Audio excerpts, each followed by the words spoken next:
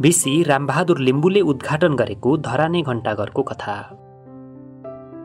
धरान भन्ने बित्तिकै मानिसको दिमागमा धेरै कुरा खेल्न थाल्छन्, किनकि धेरै कुराको गठजोडबाट सिङ्गो धरानको बिम्ब बन्छ।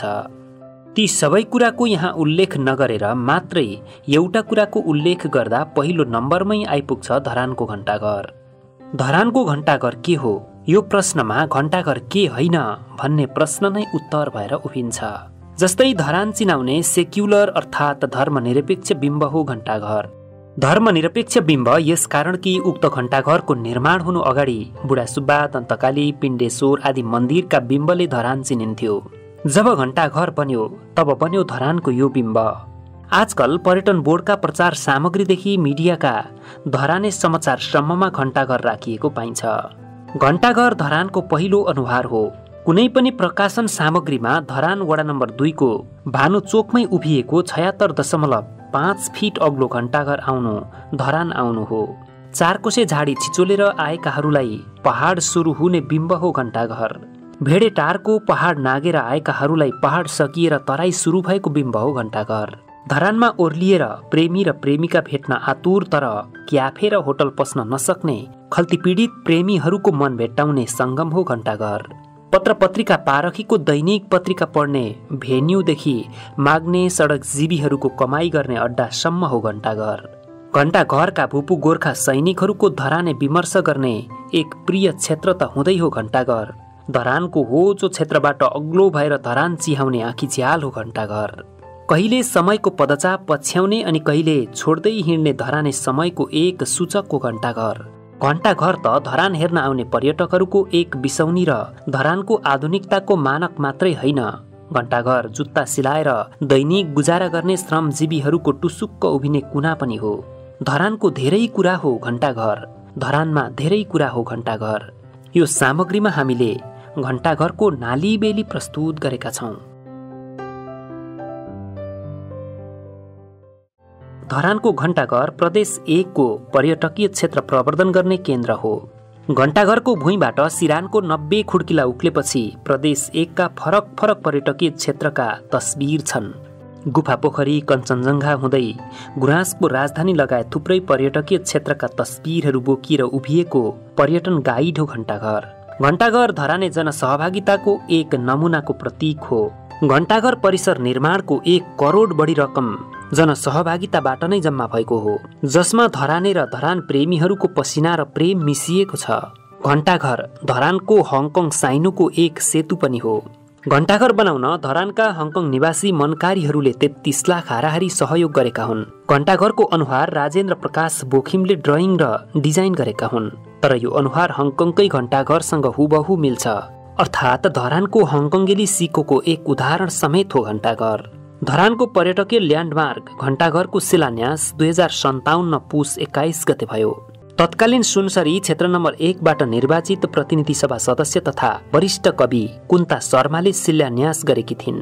तत्कालीन धरानका मेयर मनोज मेयाङ्बोको अगुवाईमा निर्माण सुरु भएको घण्टाघरको उद्घाटन 2062 साल पुस 20 गते भएको थियो। उद्घाटन गरेका थिए भिक्टोरिया क्रस पाउने रामबहादुर बेगा लिम्बुले। 5 वर्षभित्र शिलान्यास भएर बनिसकेको घण्टाघर सजिलोसँग बनेको होइन। त्यसको प्रत्यक्षदर्शी हुन् धरानको जलपा रोडमा विक्रमसम्म 2006 सालमा जन्मिएका हरिराम कर्मचार्य। घण्टाघर शिलान्यास हुँदा आधा शताब्दी बाँचिसकेका कर्मचार्य घण्टाघर बन्नु अगाडिको घण्टाघर क्षेत्र हेरि नसक्नुको भएको सुनाउँछन्। धरानको प्रथम हिजो र आज र धरान सौरभ जस्ता अनुसन्धानमूलक पुस्तकहरू लेखिसकेका कर्मचार्य भन्छन् पहाडबाट झरेकाहरूदेखि तराईबाट उक्लेकाहरूसम्मले देख्ने पहिलो दृश्य भानु चोकका भाते टहराहरू थिए। सामान्य खानपिनका पसलहरू लहरै भएकाले भाते टहरा भनिने गरिएको कर्मचार्य सुनाउँछन्। भाते टहरा भनेर चिनिएको भानु चोकमा शुक्रबार र शनिबार औपचारिक हटिया लाग्थ्यो। हटिया जस्तो चहलपहल भने 7 दिन हुने उनी बताउँछन्। मान्छे आउने जाने र खाने केन्द्र थियो भाते टहरा, तर धेरै फोहोर थियो। धरान आउने जो कोहीले पनि फोहोरको गुनासो गर्ने गर्थे उनी भन्छन्। घण्टाघर बनाउने नेतृत्व लिएका धरानका तत्कालीन मेयर मनोज कुमार मेयाङ्बोका अनुसार भाते टहरामा 80 हाराहारी टहरा थिए। आधा दर्जन हाराहारी पक्की संरचना थिए। अवैध संरचना र टहरालाई व्यवस्थित गर्न वैकल्पिक ठाउँ दिएको थियो। धरानको मूल चोकमा जस्तो चहलपहल र व्यापार नहुनाले टहरावाला र घरवालाहरू नयाँ मुकाम जान मान्न तयार भएनन्। स्थानीय सरकारले सूचना निकाल्यो, कसैले पनि टेरेनन्। सूचनाले नटेरेपछि बल प्रयोग भयो। मेयर मेयाङ्बो आफै टहरा भत्काउने प्राविधिक र सुरक्षा टोलीसँगै सडकमा आए र एकै दिनमा भत्काएर सके। भत्काएको ठ्याक्कै मिति पूर्व मेयर मेयाङ्बोलाई सम्झना छैन, तर उनले खेपेका दर्जनौं मुद्दाको सम्झना छ। अदालतले दिएका स्टे अर्डरहरूको सम्झना छ। नगरपालिकाका कानुनी सल्लाहकार शिव भण्डारीले तारनतार तारेख धाएको सम्झना छ। कानुनी बन्देज लगाएर रोक्न खोजे पनि सही मुद्दा भएकाले धेरैको साथले काम फत्ते भएको पूर्व मेयर मेयाङ्बो सुनाउँछन्। उनी भन्छन्, अदालतमा धेरै गुनासो गएपछि अदालतका श्रीमानहरू समेत आउनु भएछ, तर काम राम्रो भएकाले उहाँहरू सकारात्मक भएर जानुभएछ। त्यसपछि कुनै कानुनी समस्या भएन। हरेराम कर्मचार्य त टहरा भत्काउन प्रहरीले दर्जनौं अश्रु ग्यास र हवाई फायर समेत गरेको अनुभव सुनाउँछन्। भन्छन्, भानुचोक त रणमैदान जस्तो भएको थियो, तर बहुसंख्यक धरानेहरू भत्काउने पक्षमा थिए। मेयाङ्बोको बोल्ड कदमले घण्टाघर उभिन सकेको कर्मचारी सुनाउँछन्। उनी भन्छन्, मेयर मनोज कुमार मेयाङ्बोले जुलुस र विरोधसँग खुट्टा कमाएको भए घण्टाघर बन्दैन थियो, भानुचोक सुन्दर हुँदैन थियो। मनोज कुमार मेयाङ्बोले आफ्नो राजनीतिक विरासत दाउमा राखेर लिएको जोखिमले घण्टाघर त ठडियो, तर उनको राजनीतिमा भने त्यही मुद्दाले असर गरेको पनि कतिपय बताउँछन्। घण्टाघरको मुद्दाले उनलाई सुकुम्बासी विरोधीको रूपमा चित्रित गरेर पहिलो संविधान सभामा मेयाङ्बोले माओवादीसँग हार्नु परेको बताउँछन् धरानको इलाका प्रशासनमा काम गरेका अवकाश प्राप्त कर्मचारी तथा कवि बद्री भिखारी। बद्री भिखारीका अनुसार राजनीतिक रूपमा मेयाङ्बोलाई घाटा भए पनि घण्टाघरले धरानलाई दीर्घकालीन रूपमा फाइदा भएको छ। आज धरान बनाउने मेयरको उदाहरणका रूपमा उनको नाम धेरै चर्चामा आउने गरेको बद्री भिखारी बताउँछन्।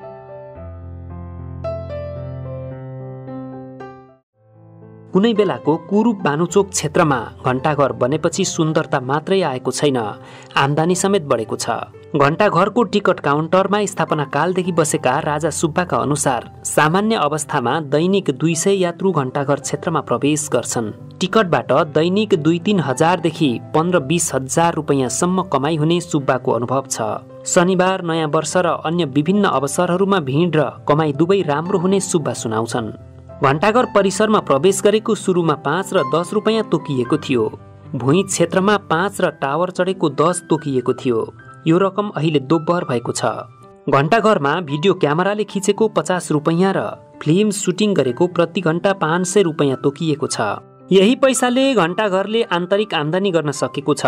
यद्यपि धेरैले पैसा नतिर्ने सुब्बाको अनुभव छ। उनी भन्छन्, हामी यही धरानको हो, के को पैसा तिर्ने भन्नेहरू पनि आउँछन्।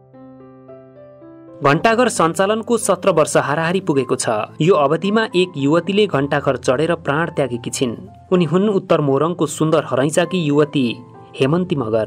2071 कार्तिक 2 गते आइतबार मध्याह्न आफ्ना श्रीमान ताम बहादुर मगरसँग हनीमुन मनाउन धरान आएकी हेमन्ती मगरले उक्त घण्टाघरबाट हाम फालेर प्राण त्यागेकी थिइन्। उनले विवाह गरेको 3 दिनपछि यस्तो अप्रिय निर्णय लिएकी थिइन्। उनको पोस्टमार्टम रिपोर्टले आत्महत्या पुष्टि गरेको थियो। हेमन्तीको आत्महत्यापछि लिम्बू बिजुवादेखि हिन्दू पण्डितहरूसम्मको पाठ लगाइएको थियो। घण्टाघर व्यवस्थापन समितिका अध्यक्ष तथा पूर्व मेयर मनोज कुमार मेयाङ्बोले आम मान्छेलाई मनोवैज्ञानिक सहजताको लागि बिजुवा र पण्डित लगाइएको तर्क गरेका थिए। हेमन्ती मगरको मृत्युको 1 महिनासम्म घण्टाघर प्रवेश निषेध गरिएको थियो। पछि राम्रो तारजाली र हाम फाल्न नमिल्ने घेराबारा गरिएपछि मात्रै खुल्ला गरिएको थियो। हेमन्ती मगरपछि घण्टाघरमा अहिलेसम्म कुनै नराम्रो घटना भएको छैन।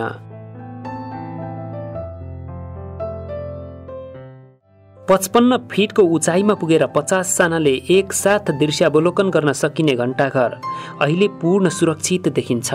खासमा घण्टाघरको क्षेत्रफल 5 कट्ठा भएकोमा चारैतिर सडकले ओगटेर करिब 3 कट्ठा हाराहारी मात्रै भएको बताउँछन् मनोज कुमार मेयाङ्बो। तर यही सानो क्षेत्रफलमा धेरै कुरा हटाएका छन्, जस्तो विक्रम सम्वत 2003 सालमा बनेको पुरानो श्री सिद्धिविनायक गणेश मन्दिरलाई विक्रम सम्वत 2058 सालमा पुनः निर्माण गरेर व्यवस्थित गरिएको छ। मन्दिरका पुजारी मधेसी ब्राह्मण देवनारायण झा छन्। घण्टाघर क्षेत्रको यो धार्मिक निधि घण्टाघरको अर्को सम्पदा हो। यस्तै घण्टाघर धरानको एक खालको भूकम्प संग्रहालय पनि हो। विक्रम सम्वत 2062 साल पुस 20 गते धरान दिवसको दिन स्थापना भएको भूकम्प स्मारक स्तम्भ घण्टाघर क्षेत्रभित्रको अर्को आकर्षण हो। विक्रम सम्वत 2045 साल भदौ 5 गते 5:05 बाँकी हुँदा 6.7 रेक्टर स्केलको भूकम्प गएको थियो। उक्त भूकम्पले धरानमा 116 जनाको ज्यान गएको थियो। घण्टाघर सँगै रहेको उक्त भूकम्प स्मारक स्तम्भमा 116 जनाकै नाम कुँदिएको छ। यसको उद्घाटन समेत भिक्टोरिया क्रस पाउने अहिलेसम्मका एक्ला जीवित नेपाली रामबहादुर बेखा लिम्बुले 2062 साल पुस 20 गते गरेका थिए। पुस 20 गते धरानको विशेष दिन हो। विक्रम सम्वत 2056 साल पुस 20 गते धरानको नामाकरण भएको थियो। उक्त दिनलाई धरान दिवसको रूपमा मनाइन्छ। धरान दिवसकै अवसरमा धरानको भूकम्प दुखान्त सम्झाउने स्मारक उद्घाटन गरिएको थियो। घण्टाघर क्षेत्र सूचना मैत्री पार्क पनि हो। घण्टाघर बाहिर 15 वटा सिमेन्टका र 7 वटा धातुका फलैचा छन्।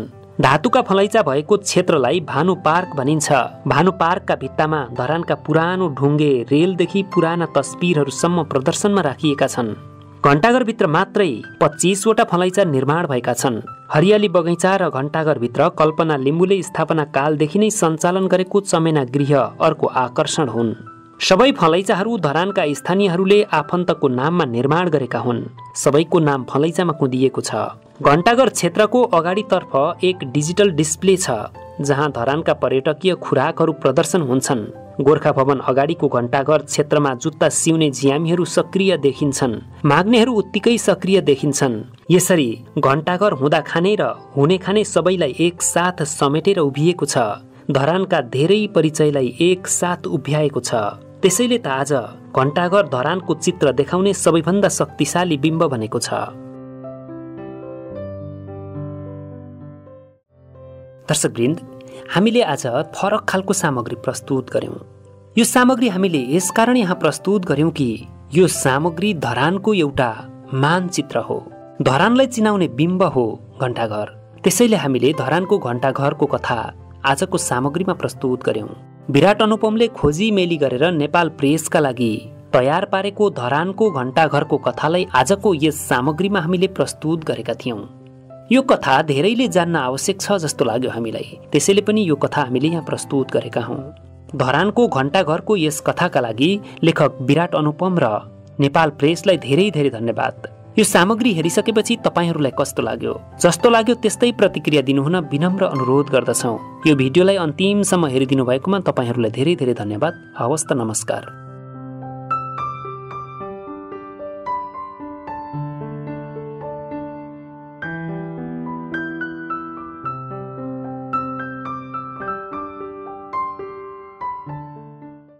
शब्दहरूको जादुमा मनोरञ्जनको सङ्गम, फलैचा इन्टरटेनमेन्ट।